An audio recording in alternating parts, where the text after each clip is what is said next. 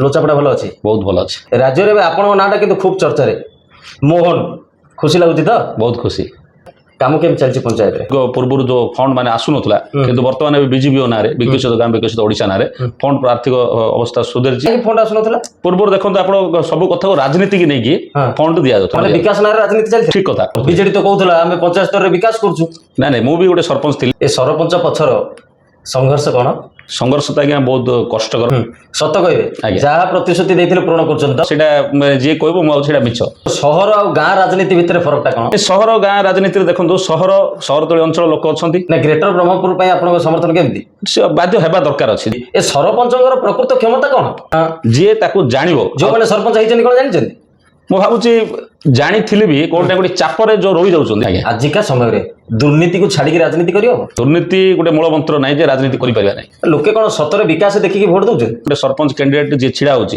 ତାର ପ୍ରତ୍ୟେକ କଥାକୁ ତଦନ୍ତ କରନ୍ତି ରାଜନୀତିରେ ସବୁଠୁ ବଡ ମିଛ କଣ ଯୋଉମାନେ କହିବେ ମୁଁ ସବୁ କିଛି କରିଦେଇଛି ନେକ୍ସଟ ଇଲେକ୍ସନ ପାଇଁ ଆପଣଙ୍କ ପ୍ଲାନଟା କଣ ସମୟ କହିବା ଆଜ୍ଞା ଗାଁ ରାଜନୀତି ନା ଜିଲ୍ଲା ରାଜନୀତି ନା ଗାଁ ରାଜନୀତି ମୁଖ୍ୟମନ୍ତ୍ରୀ ମୋହନ ମାଝୀ ନା ମନ୍ତ୍ରୀ ବିଭୂତି ଭୂଷଣ ଜେନା ଦୁଇ ଜଣ ଆଜ୍ଞା କଡା ନିଷ୍ପତ୍ତି ନା ସମସ୍ତଙ୍କୁ ସାଙ୍ଗରେ ନେଇ କାମ କରିବା ना निष्पत्ति कड़ा रहा सहित समस्त सांगर नहीं कम विकास हो पार सबुठ अधिक अभियोग क्यों विषय आसे बहुत गरीब गुरुमा माँ मैंने अच्छा भत्ता कि राशन कार्ड हो कि प्रधानमंत्री आवास योजना हो एमती बहुत अभियोग आसे मोबाइल कौन ला सीधा सड़क भेटघाट नहीं सीधा सड़क भेटघाट पसंद करे सबुठ अधिक मिछ प्रतिश्रुति किए दे जार भविष्य राजनीति न थाए नमस्कार न्यूज विथ असित को स्वागत आज मो सह आलोचन जोड़ी होती भारतीय जनता पार्टी युव नेता लोचापड़ा ग्राम पंचायत सरपंच एल मोहन दास मोहन बाबू कार्यक्रम को आपको स्वागत भल अच्छा तो आज्ञा लोचापड़ा भल अच्छी बहुत भल अच्छे राज्य में आपण नाटा किंतु खूब चर्चा मोहन खुशी लगुच तो बहुत खुशी मुख्यमंत्री मोहन चरण माझी कार्यशैली आप केमती देखुं देखो आपण मैंने जानते दीर्घ दिन जो सरकार थिले पूर्वतन सरकार दीर्घ 24 वर्ष है आज आप देखुए जो भाव चाषी वर्ग हो युव वर्ग हो महिला मान हो ये बहुत माने बहुत अभिनंदन कथा मुख्यमंत्री को आमे जो आशा नहीं आज भारतीय जनता पार्टी हो कि मोहन चरण माझी मुख्यमंत्री को जो आशा नहीं लोक चयन करते तो से आशा कोड ना कोड सफल होती अच्छा काम केम चलती पंचायत रे काम बहुत भल चलती दीर्घ पूर्व जो फंड माने आसुनथला किंतु वर्तमान बीजेपी ना विकसित गाँ विकसित ओडिशा ना फंड आर्थिक अवस्था सुधरी कहीं फंड आसुनथला पूर्व देखो आप सब कथा राजनीति की नहीं फंड दि जाता इलेक्शन समय फंड विकास ना राजनीति चलती बाध्य ठीक कथा जेहेतु विकास ना राजनीति करुले इलेक्शन समय लोक को शोला भाई किसी फंड एलोकेटेड कर बीजेडी तो कहूला आम पंचायत स्तर में विकास करूँ ना नहीं मुझे गोटे सरपंच थी जेहेतु आप जानी जो तो फंड एलोकेटेड करुले से पंचायत इलेक्शन हो कि राज्य स्तर जो इलेक्शन हो मुख्यमंत्री इलेक्शन से इलेक्शन रे फंड एलोकेटेड करुले किंतु प्रति वर्ष आसुची ए सरपंच पछर संघर्ष कौन संघर्ष तो आज्ञा बहुत कष्टकर जेहेतु मु पूर्वतन जिला परिषद थी भारतीय जनता पार्टी वर्तमान आज 10 नंबर जोन रे थी से समय जो संघर्ष आम करूँ दीर्घ दिन रास्ता रोक करूँ पुलिस स्टेशन घेरा हो तहसिल घेरा हो चाषी मान घेरा हो पानी समस्या हो विभिन्न समस्या घेराव कर आज बहुत संघर्ष कर जगह आसचु आशा करी आसती जहाँ मुझे भावी किसी ना किसी बहुत किसी सफल हो निजे भी खुशी होची बहुत सत कहे जहाँ प्रतिश्रुति देते पूरण कर देखो प्रतिश्रुति सबकि पूरण हम जी कह मुझे मिछ अच्छा समय अनुसार प्रतिश्रुति पूरण करा जाए जो डेवलपमेंट वर्क हो कि लोकंर मंगल कार्य कथा हो कि सरकारी योजना गुड़ी लोक पहुंचेबार हो ये कोटा कोटी आम सफल होइछु किंतु जेहेतु लोचापड़ा ग्राम पंचायत ये संपूर्ण गोटे बड़ पंचायत आप देखुए 16,500 भोटर ये 16,500 भोटर गोटे पंचायत लेवल रे से बहुत अधिक अच्छी 3 गुणा 4 गुणा भोटर संख्या बढ़ी जाइए तो से अनुसार जी आमको आर्थिक 2011 सेंसेक्स द्वारा जो जनगणना द्वारा जी आसवा दरकार थिला बर्तमान जनगणना हैनी जदि से हिसाब से होता तो आम बहुत टंका पंचायत को मिली था तो आम लोकंर कोडा कोडी आउरी जी लोकंर आशा आशंका थिला पूर्ण कर पारता।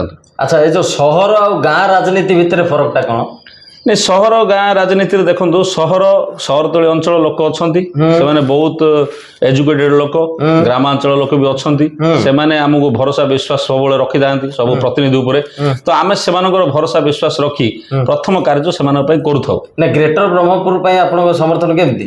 ସେ ବାଧ୍ୟ ହେବା ଦରକାର ଅଛି ଯେହେତୁ ଗ୍ରେଟର ବ୍ରହ୍ମପୁର ହେଲେ ହିଁ ଆମର ବ୍ରହ୍ମପୁରର ଯୋଉ ଆଶା ଆଶଙ୍କା ଅଛି ଆଉ ବୃହତ୍ତମ ସହର ଯୋଉ ଆଶା ଆଶଙ୍କା ରଖାଯାଇଛି ସେ ଆଗକୁ ବଢିବ। ଅନେକ ସମୟରେ ଲୋକଙ୍କ ଭିତରେ ଗୋଟେ ପ୍ରଶ୍ନ ଉଠୁଛି ଏ ସରପଞ୍ଚଙ୍କର ପ୍ରକୃତ କ୍ଷମତା କଣ? ସରପଞ୍ଚର କ୍ଷମତା ଯେହେତୁ ବହୁତ କିଛି ଥାଏ ଯିଏ ତାକୁ ଜାଣିବ ଯୋଉମାନେ ସରପଞ୍ଚ ହେଇଛନ୍ତି କଣ ଜାଣିଛନ୍ତି?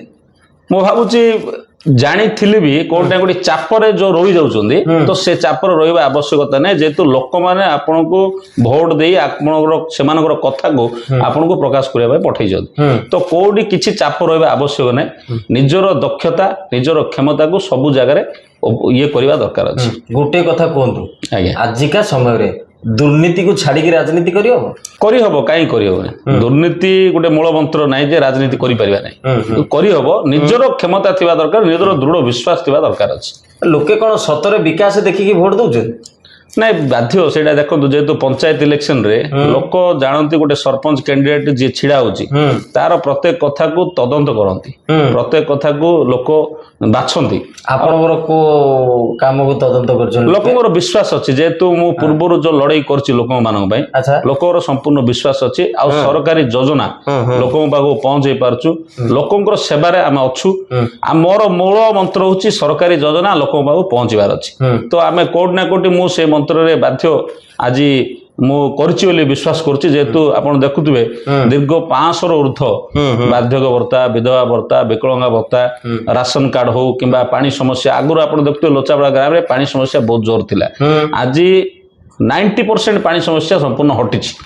ଜାନିବିଲି ପ୍ରକଳ୍ପ ଦ୍ୱାରା 90% ପାଣି ସମସ୍ୟା ହଟିଛି ମୁଁ ଦୃଢ ବିଶ୍ୱାସର ସହିତ କହିପାରିବି। ରାଜନୀତିରେ ସବୁଠୁ ବଡ ମିଛ କଣ? ରାଜନୀତିରେ ଦେଖନ୍ତୁ ଯୋଉମାନେ କହିବେ ମୁଁ ସବୁ କିଛି କରିଦେଇଛି ତ ମୁଁ ଭାବୁଛି ଏଇଟା ସବୁଠୁ ବଡ ମିଛ।